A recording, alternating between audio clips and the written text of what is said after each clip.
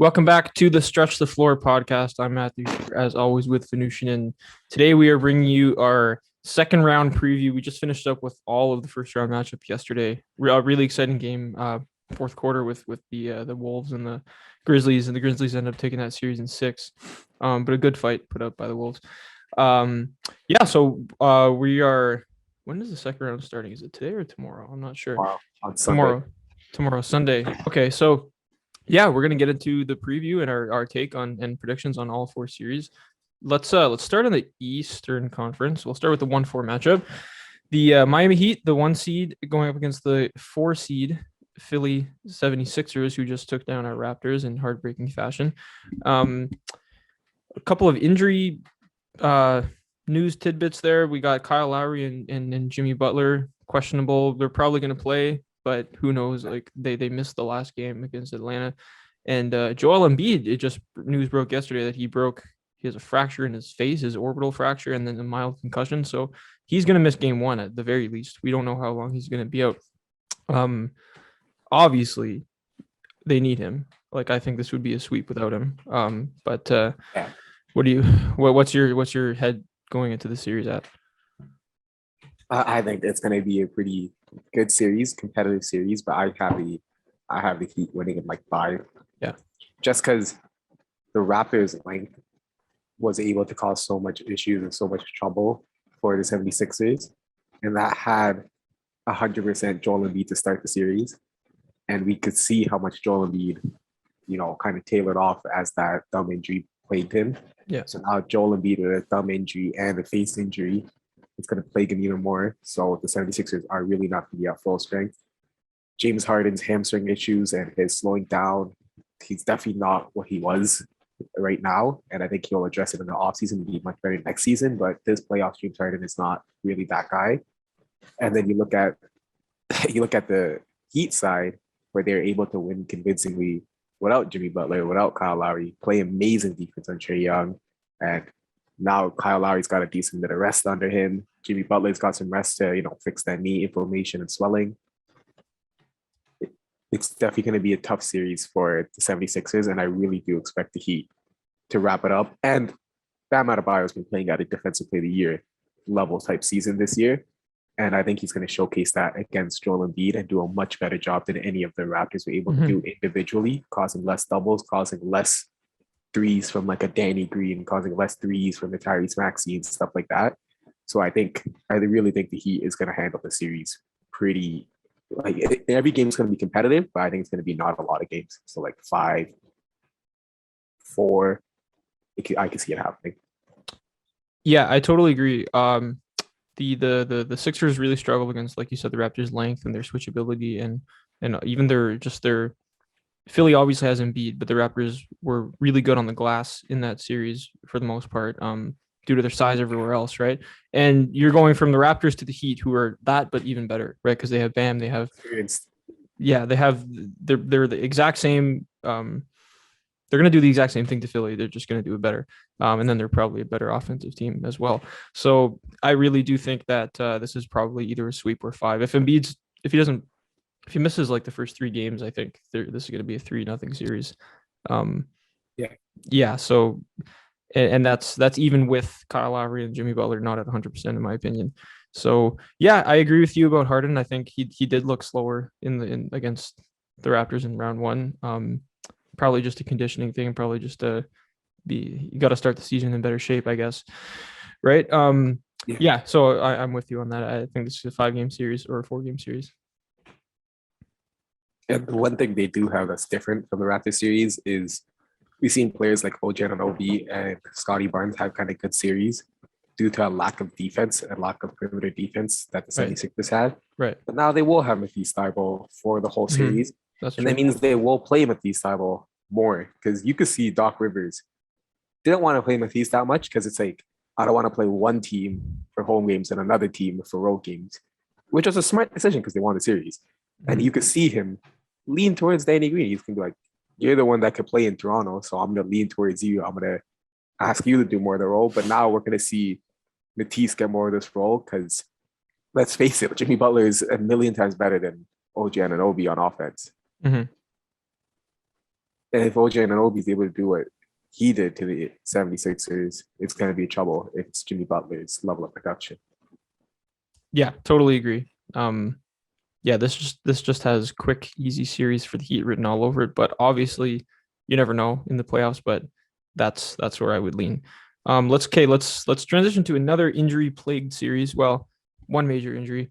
We got Milwaukee and Boston, which should be an awesome matchup on paper, except Chris Middleton is missing the entire series. He's already been ruled out for the entire series. Obviously, without Chris Middleton, the Bucks are just a different team, and it all rests on Giannis's shoulders. And if you can pull something like this off without his second best player, it would be something for the history books. Yeah, it would be something for the history books, but also the reason why it's for the history books is because it's very unlikely to happen. And it's just like you're just putting so much faith in players like Grayson Allen, like Pat Connaughton, which at the end of the day, I don't trust those players as much as I trust the Celtics team and their surrounding cast. So I'm going to go Celtics to 6. I think they're supporting. I think Jason Tatum taking this leap. And I think they're going to have a good enough defense where Giannis is still going to get his 30, 35, but I think they could slow everyone else down and limit the points that they get to win the series in 6. And Giannis is going to still have a really, really tough time to push it to even 6 because without Chris Middleton, you're really losing like a capable scorer that could create his own shot, which this Bucks team doesn't have. Like, you have, let's be honest, like Drew Holiday has not been able to create his own shot that much come playoff time. Like he's more of a defender, catch and shoot, playmaker, like Kyle Lowry, where he dishes and finds other teammates, gets the play started. But if we're talking playmakers and like people who could just get their own shot,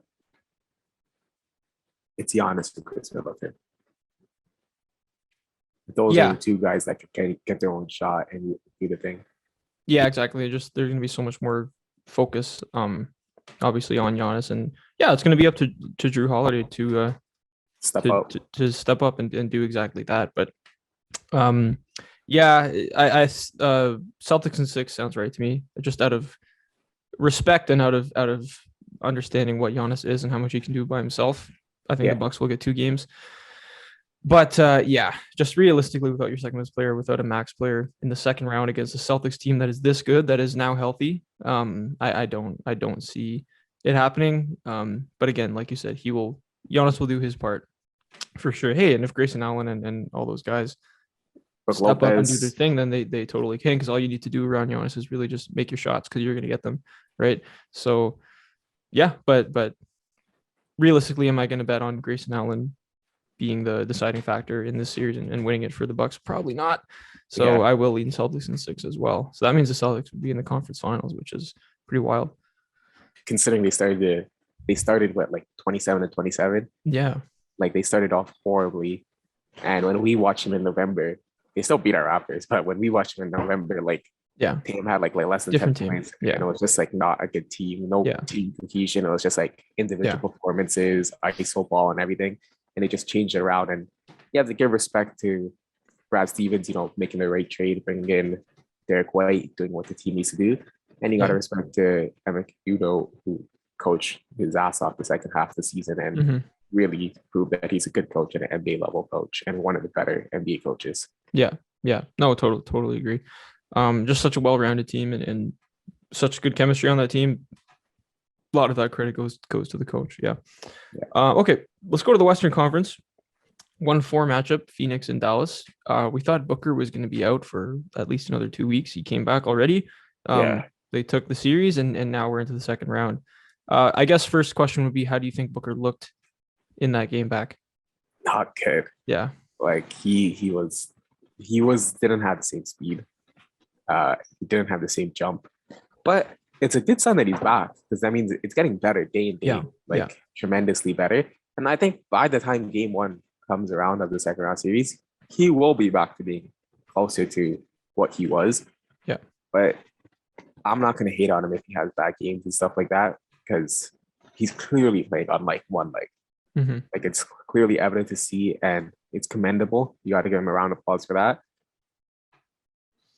And I think they're good enough where even with like a 50% Booker, they could pull this series out in 7. I think in it's going to be a 7. tough series. I think it's going to get pushed a lot because Luka and Brunson seem like that backcourt where like you give them the ball and they just go Yeah. dribble, score, you know? Yeah. But it's fun to see Maxi Kleber becoming a 3-point beast. But just the defensive scheme of Mikal Bridges is probably going to be the best defender in the NBA that you could put on Luka Yeah. Doncic. Yeah. Chris Paul's going to be probably one of the best defenders you could put on Brunson. Mm-hmm. And Jay Crowder is good enough, like smart enough where you can switch on and guard Maxi Kleber.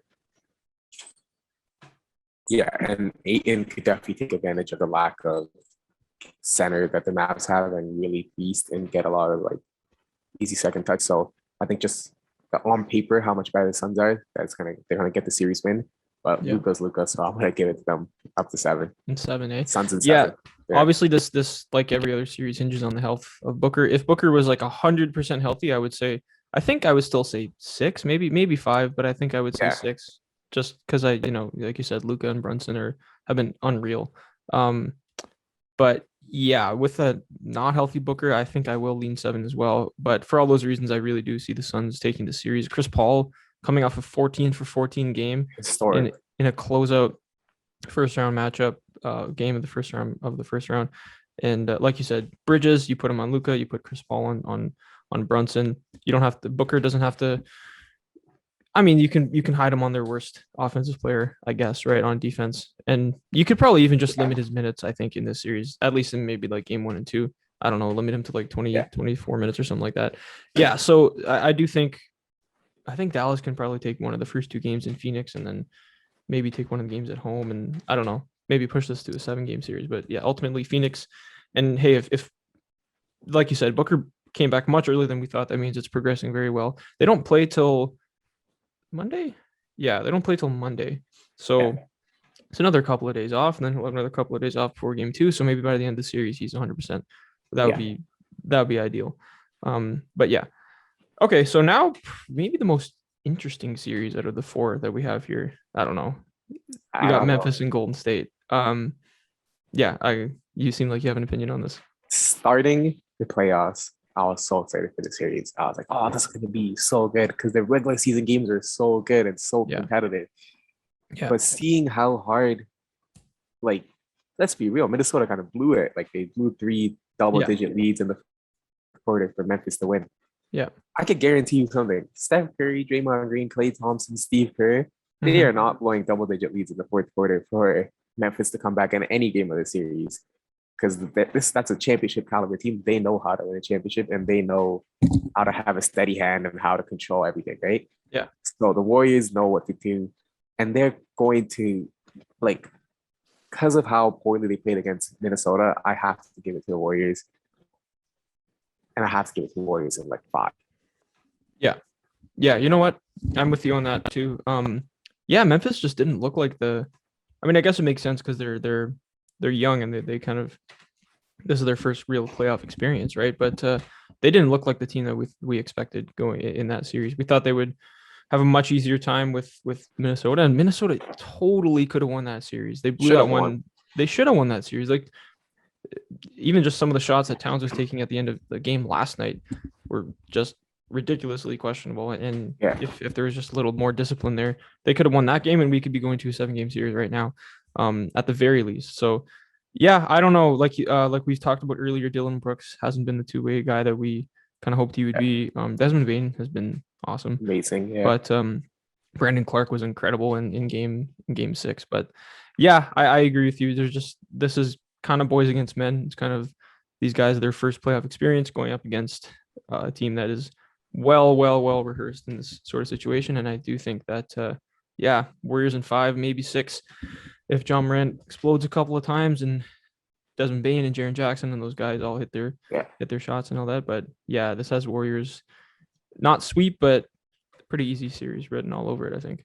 Yeah, and the one thing that they kind of expose is Karl-Anthony Towns gave Jaren Jackson problems. He only limited him to like less than 20 minutes a game because he gave him so much. Like Jaren Jackson was in so much foul trouble, right?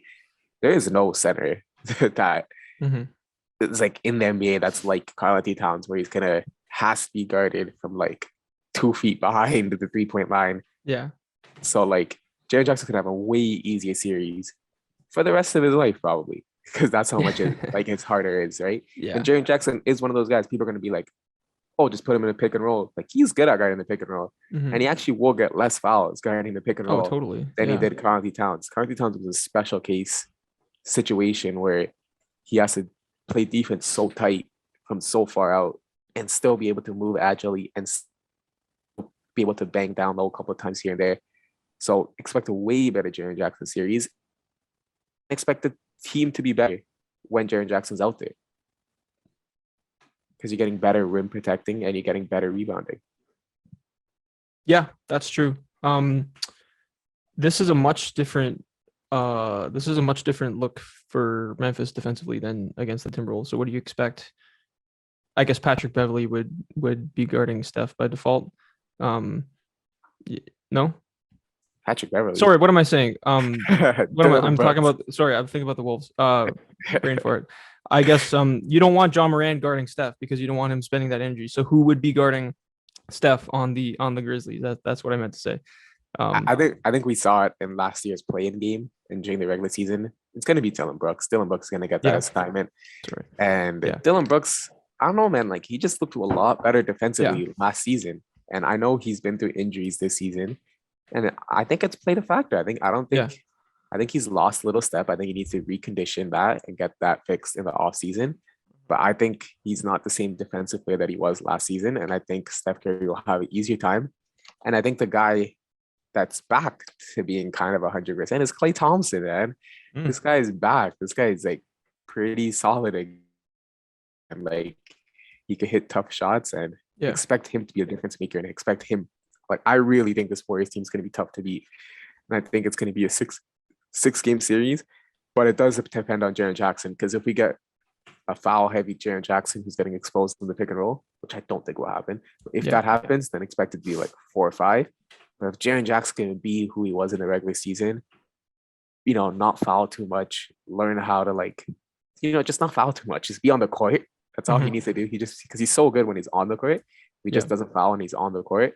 Then this could definitely push to 7. It just all hinges on Jaren Jackson and him being on the court. That's all he has to do. Don't foul. Be on the court. Yeah, no, agreed. So in terms of, do you think Memphis rolls out the same starting 5 that they were rolling out against Minnesota, or do you see this changing up because there's no dominant big man on the Warriors? No, because I think the Warriors roll out Draymond starting at 5 now, right? Because they start Jordan Poole now. So might as well just roll out John Moran. John Moran could guard Jordan Poole. Dillon Brooks could guard Steph Curry. Desmond Bane's going to probably guard Klay Thompson. And then we probably have Brandon Clark at the 4 instead of Xavier Tillman, because Brandon Clark's a little more mobile and he can guard Andrew Wiggins. Then you probably roll Jaren Jackson Jr. out to guard Draymond Green. Which I like that team. Yeah, because I was thinking Kyle Anderson maybe just to get more like of a wing in there, but I don't know. Yeah. I think we like Kyle Anderson's playmaking off the bench, just someone who when John Morant's out, calm down the team. Because as good as Tyus Jones and Melton are, they're not like a steady presence as compared to Kyle Anderson. Like them together, like one of those point guards plus Kyle Anderson really steadies the team. So I like that off the bench that they have 2 like capable playmakers to control the pace. Yeah. Okay, I like it. And basically you're potentially getting 18 more Jaren Jackson minutes per game in this series just because of the foul trouble.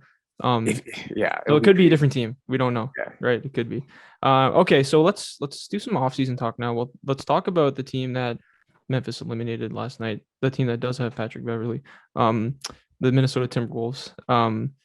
What do we think about their offseason plans? So do you see like maybe is D'Angelo Russell a part of this team's future, or what do you think is happening? I think a lot of people are going to be disappointed about this offseason because there's only 2 words that matter. That's internal growth.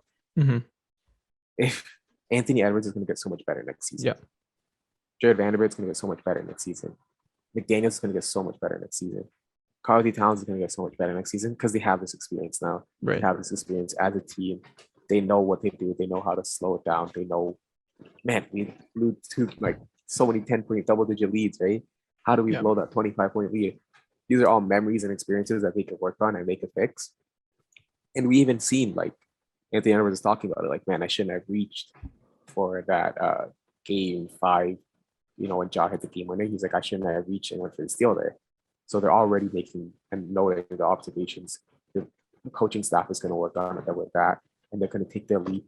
And let's say like Jared Vanderbilt and McDaniels come out with like a decent 3-point shot next season. One of them. Yeah. Like that just changes the game, right? Because Yeah. now you get a little more spacing and it gets easier. Let's say Carnty Towns just starts fouling a little less, or gets a little less emotional, because this is like so much emotion, first time back in the playoffs and stuff. Now it's going to be second time in the playoffs. He's going to get a little less emotional, a little less fouls, and he's going to be a little more grounded, hopefully. Mm-hmm. And Anthony Edwards, let's say he takes that like leap where he's above Carnty Towns. Like, how does that change the dilemma, right? Yeah. So I think this team could improve so much just with the pieces they already have. I don't expect a big marquee change, because someone like D'Angelo Russell, like, why trade him when he's only on 1 year? He's going to re-sign. He likes playing here. He's good friends with, Cat. He's going to re-sign for a much smaller contract. He's not going to get a max anywhere. So it's going to be better for the team. Like, don't reason to trade him and, get long-term contracts and mess everything up, right? You just do what you do. Let him come back. You're going to re-sign. He's going to re-sign on a smaller contract, and you're going to go forward. The one trade I can see them doing is Beasley's contract is like 14-ish million. Like him, Beasley plus a pick, they can maybe get some better bench scoring option, bench 3 guy. So that's a trade option I could see, like Beasley plus a pick for someone. Yeah. But don't expect anything big. Don't expect the starters to change. I think they'll have the same starters. McDaniels will be like the 6th man off their bench. Jordan McLaughlin will still be off the bench. Just expect like maybe a Beasley trade. Yeah, I'm totally with you on that, actually. D'Angelo Russell, I think this year he averaged a career high assist, 7.1. So I do like that big 3, the Towns, Edwards, D'Lo big 3, because honestly, man, I can see Edwards kind of becoming the guy on this team, like as early as next year. I think he showed some of that this season, and especially even in the playoffs, I think. And then like D'Angelo Russell would be the 3rd guy in that pecking order, but he seems like he's okay with taking a back seat because he's always been a good playmaker. He just wasn't maybe in the right situation with the right players, and I think he really is now. So if they they just get some more 2-way guys around them, guys who can hit shots, McDaniels is awesome. I think if, like you said, if he can start hitting some threes, that's a huge player to have. And then you get just a couple more options off the bench. This team could like on paper, I don't think Memphis is that much better than this team. Like, really, I just think they play that much better together as a team, and they have maybe more guys who are competent on both ends. But this team could totally be a top 4 seed, maybe even like a top 3 seed next year, if their growth continues the way that we think it should be. And this playoff experience, especially for like Towns, has kind of been in the playoffs before, but not really. D'Angelo Russell, he had that one Brooklyn series, I think, was it? He was like the big guy though. Yeah, it's like, and then obviously this is Edwards' first experience, so this is going to be invaluable for them, understanding what it takes and understanding what you need to, not only the mentality you need to have, but the skills that you need to have to succeed, be a 2-way player, be able to hit shots and all that kind of stuff. So I really do think, I agree. No major changes. I like Chris Finch as a coach. So, yeah. The one thing to note out is they do have all their picks. So we can see, like, this is the world. I know a lot of people, it's very unlikely, but a lot of people are going to throw it up. It's like, oh, how about D'Angelo Russell plus all their picks for like a Donovan Mitchell? And obviously that would be great to happen, great to see. I just think it's unlikely. Like, you could talk about that, but I think this team is going to focus on internal growth, and the really trade they're going to focus on is maybe 1 or 2 picks plus Beasley for like someone who's really good, someone who could really upgrade their team, like a Grant. Like, I think that's the biggest type of trade they can make, like a Beasley plus 2 picks for Grant. But I don't see that really happening too. I see more like Beasley for like kind of other bench players kind of type of trade. I see that kind of the realm. Yeah. Jeremy Grant would fit right in on this team perfectly. He would just slide into that fourth offensive option and best wing defender. I think and I think he'd be perfect on this team, Jeremy Grant. So yeah, that's probably the biggest, most blockbuster trade that we can see them making. But yeah, just improve around the margins, and I think this team will be very, very good next year. Okay, let's move on to our final. Or did you have something else you want to say about? Let's move on to our. Okay, let's move on to the Denver Nuggets. Our second favorite team. Yeah, our second favorite team. We talked a little bit about their offseason last year, but there's been a little bit of news, or not last year, but last week. There's been a little bit of news since we did regarding the Nikola Jokic contract situation. Reportedly, he's going to be offered a supermax, which is obviously a no-brainer, and he said that he's going to accept it. That he would be open to accepting it. So, I mean, this is not really news, but it's I guess that would be the first domino to fall in their offseason. Re-sign him, and then go from there. Yeah, it's going to be great to see. This team is going to be a contender next year. I just want to list out like who I think is going to be on the team next year. So Jamal Murray at point guard, Will Barton at the 2, Michael Porter Jr. at the 3, Aaron Gordon at the 4, Nikola Jokic at the 5, 6-man. I think they're going to have Monte Morris, Long Thailand as like backup 2. I think they're going to re-sign JaMychal Green to be like the backup 4, and then DeMarcus Cousins at the backup 5, and they'll probably run that 9-man rotation. Maybe get another wing defender in there. Maybe re-sign Jeff Green or get someone else like a Caleb Martin or someone who's a little more athletic and could be a little quicker on the wing. But yeah, like that's a contending team, man. That's a championship level team. Yeah, once you add like 2 20-point scorers, 2 40% 3-point shooters in Jamal Murray and Michael Porter Jr.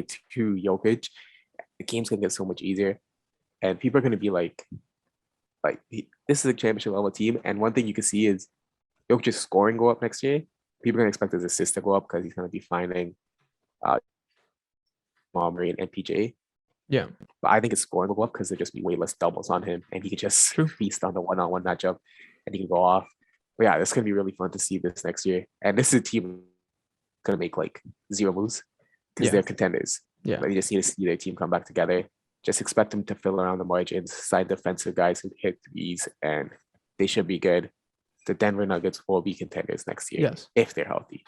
I think their biggest offseason move will be their medical staff hirings, probably, because that's kind of the most important thing for them going into next season. But yeah, man, I can't wait for the Nuggets next year. Seriously, like this team for the last basically since Jokic has been there, they've been our second favorite team on this podcast. And man, I can't wait. I cannot wait to see them next year because with Jamal Murray, with MPJ, with Jokic now, who's going to be coming off back-to-back MVPs, like this team is possible. I think they're the best team in the West. Like when they're fully healthy. We've said that so many times. And then when they're fully healthy, which maybe they won't be right away to start the season. It's going to maybe take some time because they've missed so much time.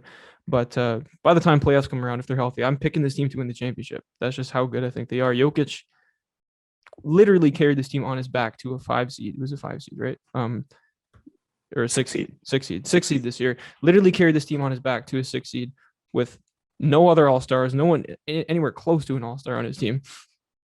He's basically has the value of 2 to 3 all-stars by himself.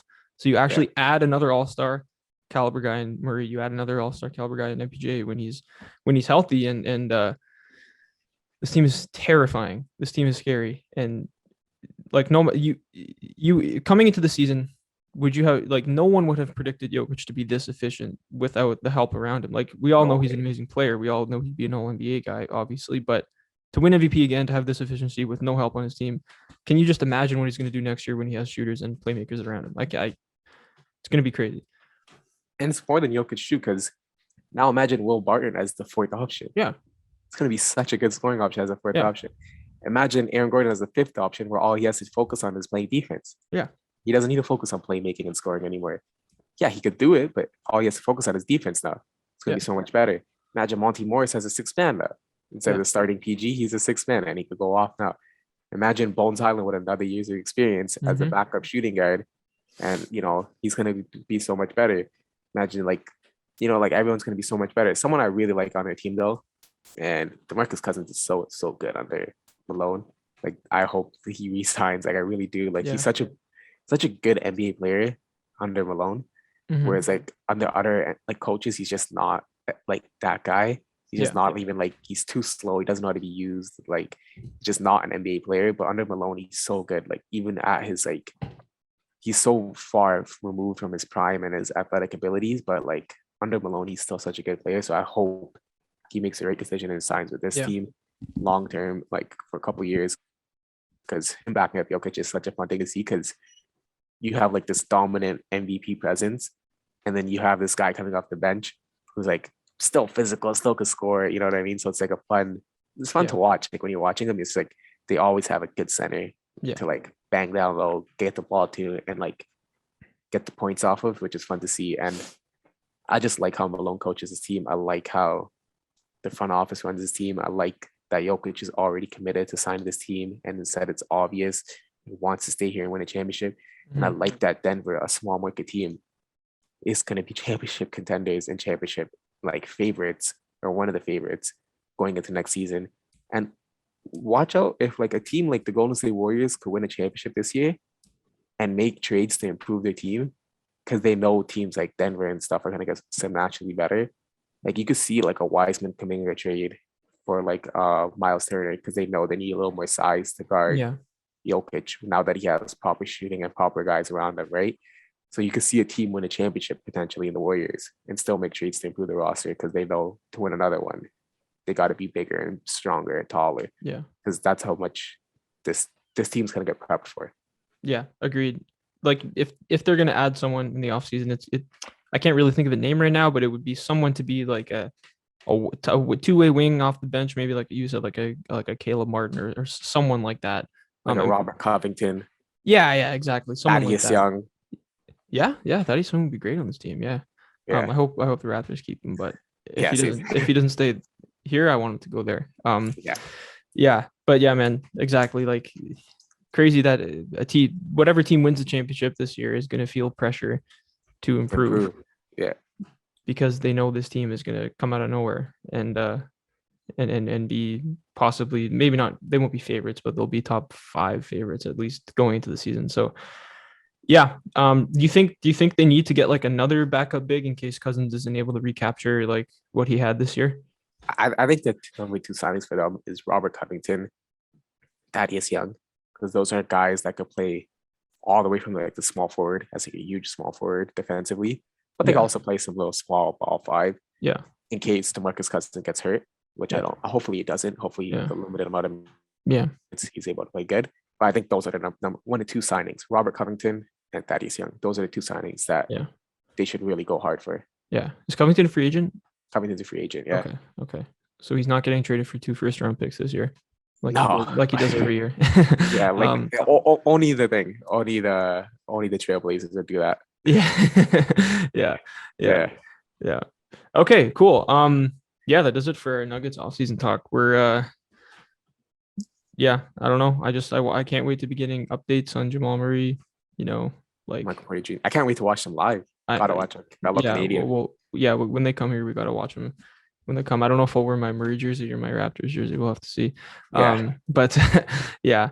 Cool. I think that does it for our offseason talk and second round preview. Thank you everybody for listening. We'll be back next week like we always are to talk some more second round, talk some more just basketball in general. Until then, you can check us out as always on all our platforms: Instagram at Stretch to Floor Podcast, YouTube STF Clips. Subscribe to the podcast feed, leave a rating, review, comment. It all really helps. Thank you again, and we will see you next week.